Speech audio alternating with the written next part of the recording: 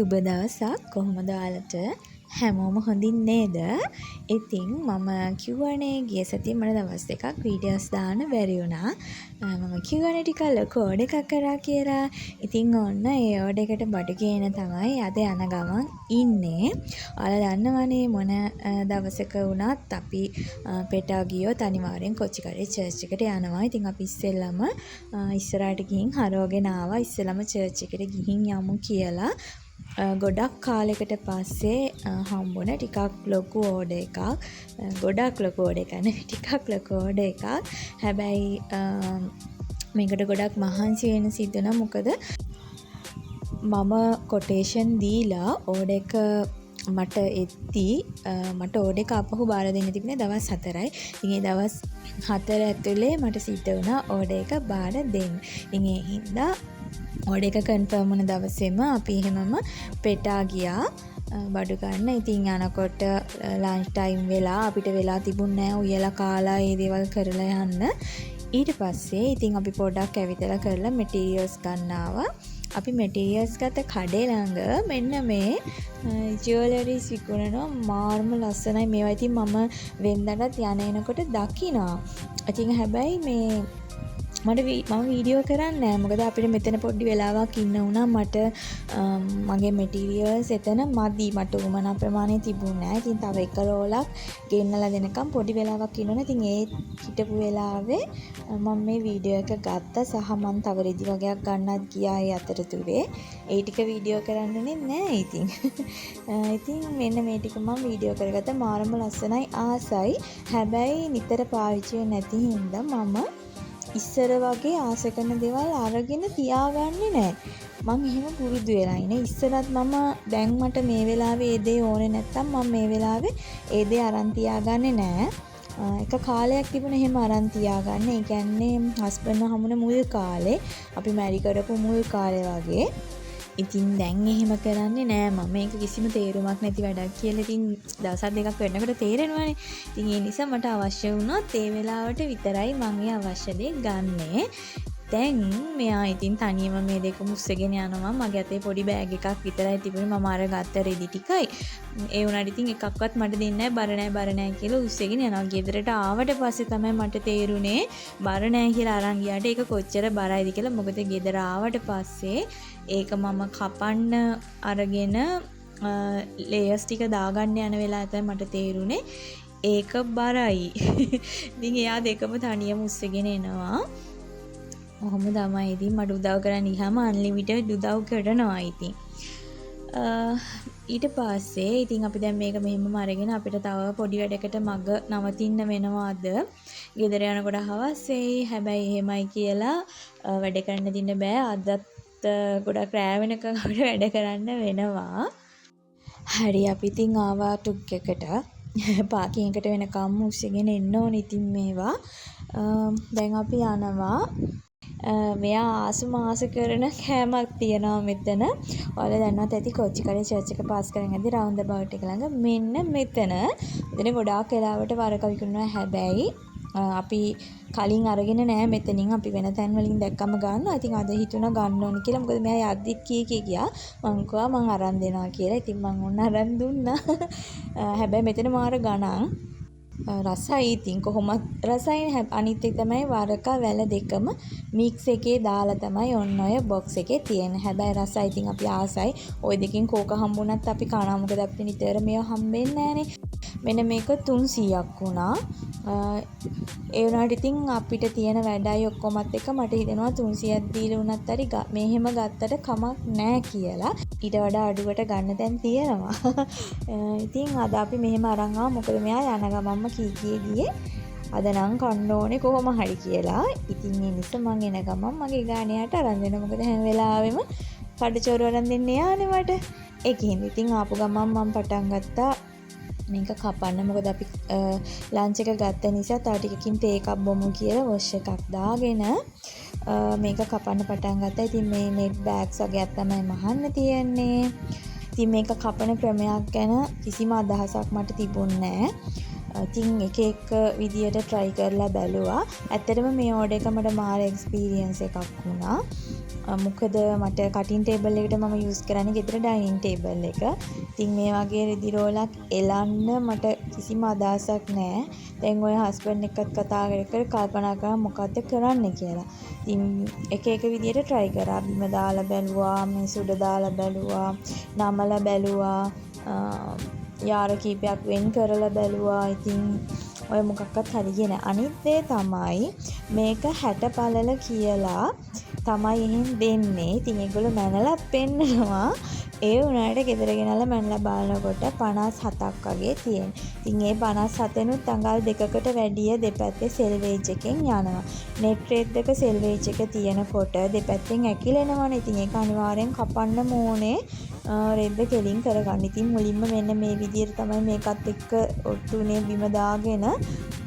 ඉතින් හස්බන්ඩ් ගොඩාක් උදව් කරා මට. මොකද ඒ වෙලාවෙම මම 600ක් කපලා මගේ තව මහාන අක්කා කෙනෙක්ට දුන්නා. අපි හස්බන්ඩ්යි මමයි ඇරුණාම තව 6 දෙනෙක් අපි දෙන්න ඇරුණාම තව 6 දෙනෙක් වැඩ කරා මේ ඕඩර් එක වෙනුවෙන්. ඉතින් ඒගොල්ලෝ හැමෝටමත් ගොඩක් thank you. මොකද හදිස්සියේ දවස් 4යි මට තිබුණේ. දවස් 4ෙනුත් මැටීරියල්ස් ගන්න එක දවසක් ගියා. ඉතින් එහෙම වුණාට පස්සේ දවස් 3කින් මට මේ වැඩේ කරගන්න ඒගොල්ලෝ හිටපු හින්දා තමයි පුළුවන් වුණේ. ඉතින් ඒ හැමෝටම thank you.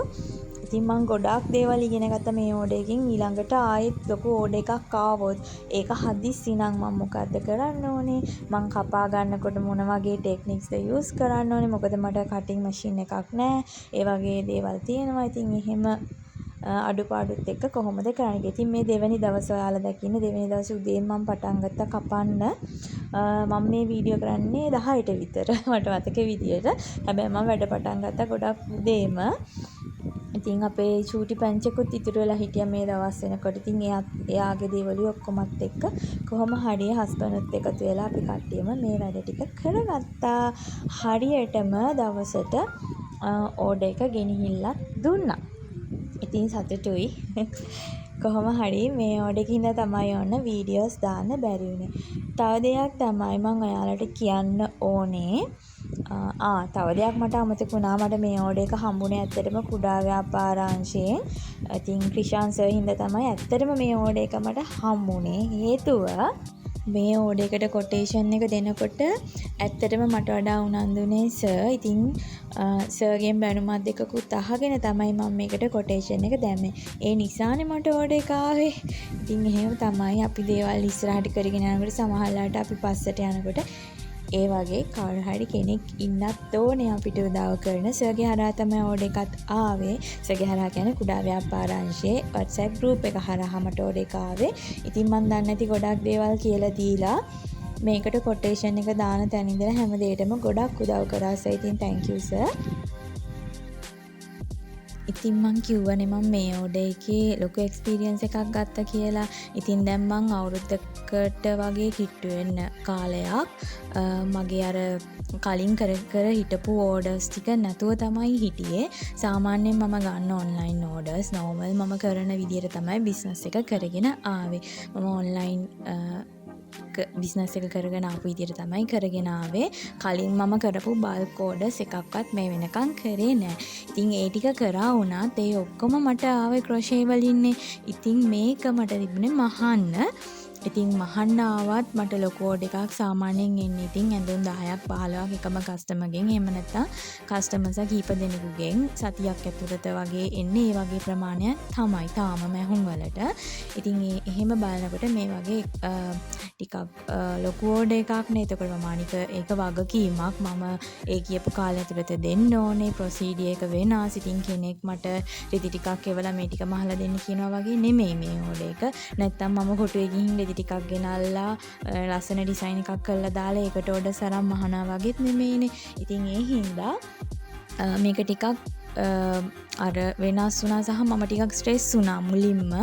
ඊට පස්සේ කොහොම හරි ඉතින් අර මහන කට්ටියත් එක්ක එකතු වෙලා ඒ ටික කරගෙන යනකොට පොඩ්ඩක් නෝමල් වුණා. ඉතින් මමත් 1700කට කිට්ටු වෙනම ඊට වැඩිය මැහුවා. මොකද ලොකු ඩැමේජ් එකක් ගියා මේක කරනකොට. ඉතින් මේ වගේ ඕඩර් එකක් කරනකොට ගොඩක් දේවල් තියෙනවා අපිට හිතන්න. මොකද මම අලුතෙන් කෙනෙක්ව ගත්තේ. කියන්නේ හොඳට මහන්න පුළුවන් කියලා ආපහු කෙනෙක්ව ගත්තා මහන්න. ඉතින් ඒ කෙනාගෙන් ලොකු ඩැමේජ් එකක් ගියා. එතකොට මට ඒ ඩැමේජ් එක මට අහුවෙන්නේ ඕඩර් එක දෙන දවසට කලින් දවසේ පාන්දර 1-2 වගේ වෙනකොට. ඉතින් පහුවෙන්ද උදේ 8-9 වෙනකොට මම මේක දෙන්න ඕනේ. ඉතින් ඒ වෙලාවේ මම කෝකටත් කියලා වැඩිපුර ගෙනත් තිබුණ මෙටීරියල්ස් ටික නිසා පොඩ්ඩක් ගොඩ ගියා. ඊට පස්සේ අර එතනින් ගන්න පුළුවන් තරමක් හරි හොඳ මට්ටමේ ඒවා අරගෙන ඒ ටික පොඩ්ඩක් හදලා කරලා තමයි ඕඩර් එක අන්තිම ටික රෙඩි කරගත්තේ. එහෙම ප්‍රශ්නයක් උනේ නැහැ ඒක. ඒ වුණාට ඒක ලොකු ස්ට්‍රෙස් එකක් වුණා. පහුවෙන්ද පාන්දර යන්න තියෙන ඕඩර් එක දෙන්න තියෙන දවසේ පාන්දර 5:00 වෙනකන් මටයි හස්බන්ඩ්ටයි නිදි මරාගෙන ඒවා ගලවන්නයි මහන්නයි සිද්ධ වුණා. ඒ නිසා ඔයාලා හදිසි ඕඩර් එකක් වුණත් කමක් නැහැ. කාව හරි ගන්නවා නම් වැඩට අලුත් කෙනෙක් මහන්න දන්නවා කියාගෙන ආවට අනිවාර්යෙන් හොඳට බලලා ගන්න. මොකද එයා මහපු සාම්පල් ටික මගේ ඒවටත් වඩා නීට් එකට තිබුණා. ඉතින් එයා ඊට පස්සේ ඕඩර් එක කරලා දෙනකොට අර විදියට තමයි ආවේ. ඉතින් ඒ හින්දා අඳුරන්නේ නැතිව ගන්නකොට පරිස්සමෙන්. ඉතින් මම ලොකු පාඩමක් ඉගෙන ගත්තා ඒකේනොත්. ඉතින් අපි ඕඩර් එක දීලා ආපහු එන ගමන් මාලිගාවත්තට ගියා වැඩ වගේක් කරගන්න. ඊට පස්සේ අපි ආවා අයිස්ක්‍රීම් කන්න. මෙන්න මෙතන මේ දවස්වල වෛරල් යනවා මෙතන අයිස්ක්‍රීම්. ඇත්තටම රසයි. මේ 150 අයිස්ක්‍රීම් අපි ගත්තේ. මාරම රසයි. ඇත්තටම මට නම් කා ගන්න බෑ. ඒක බොරු කියන්න ඕනේ නැහැනේ. වැඩි. පැණි රසත් එක්ක ඉතින් ඕනම දෙයක් කන්න පුළුවන් ලිමිට් එකක් තියෙනනේ. ඊට පස්සේ ඉතින් අපි ඕඩර් එකත් බාර දීලා අයිස්ක්‍රීම් කාලා ගෙදර ආවා. ඉතින් ඔයාලා දන්නවනේ ගෙදර ආවම අපිට කොච්චර වැඩ තියෙනවද කියලා අපේ බවුත් එක්ක. ඉතින් ඔන්න ඔය විදිහට තමයි මම ගොඩාක් ලොකු පාඩම් ටිකක් ඉගෙන ගන්න ගමන් කොහොම හරි මේ ඕඩර් එක හරිම විදියට කම්ප්ලීට් කරලා බාර දුන්නේ. අපි වගකීමක් ගත්තා නම් අනිවාර්යෙන් බෙල්ල කඩාගෙන හරි ඒක කරන්න ඕනේ. මම සාමාන්‍යයෙන් එහෙම කෙනෙක්. ඒක ඉතින් මම මගේ නින්දද කෑමද කියලා අදාළ නැහැ. මං කොහොම හරි ඒ බාරගත්ත වගකීම කරනවාමයි. ඉතින් ඔන්න ඔය විදියට තමයි ඔය දවස් 4 ගෙවිලා ගියේ. දවස් 5 බාර දෙන්න ගිය දවසත් එක්ක. ඉතින් මේ වීඩියෝ එක මම මෙතනින් නවත්තනවා. තව අලුත් වීඩියෝ එකක් අරගෙන ඉක්මනටම එන්නම්. වීඩියෝ එකට ලයික් එකක් දාගෙන යන්න. හැමෝම පරිස්සමෙන් සතුටින් ඉන්න.